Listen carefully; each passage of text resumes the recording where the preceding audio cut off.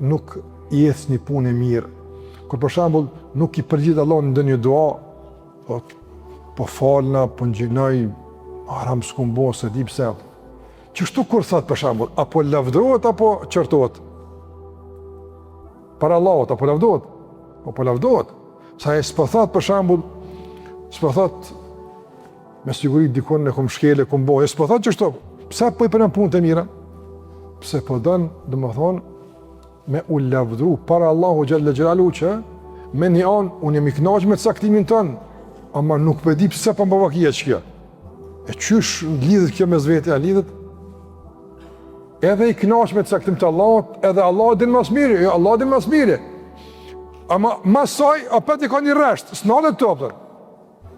Ama zi pse interesant, këtë pi bëj atë.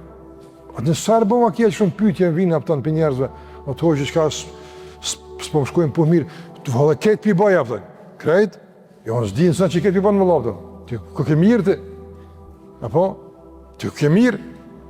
Andi Allah çka, fala tuzaku anfusakum. Mos e lavdroni vetën e juaj, apo me pretendime se po i bëni punë, se me bëmi angjë sa si bëni hor bohën afton. Andi ku po e gjen arsyetimin e lavdimit? Ku po e gjen?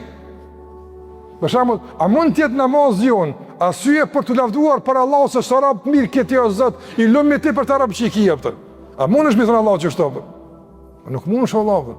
Se namazi jon është Allah bëft hajr.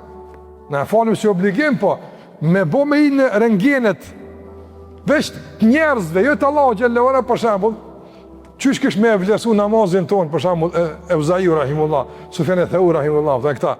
Ose Omeri radiallahu, çka me hinjë me apo tu fal apo.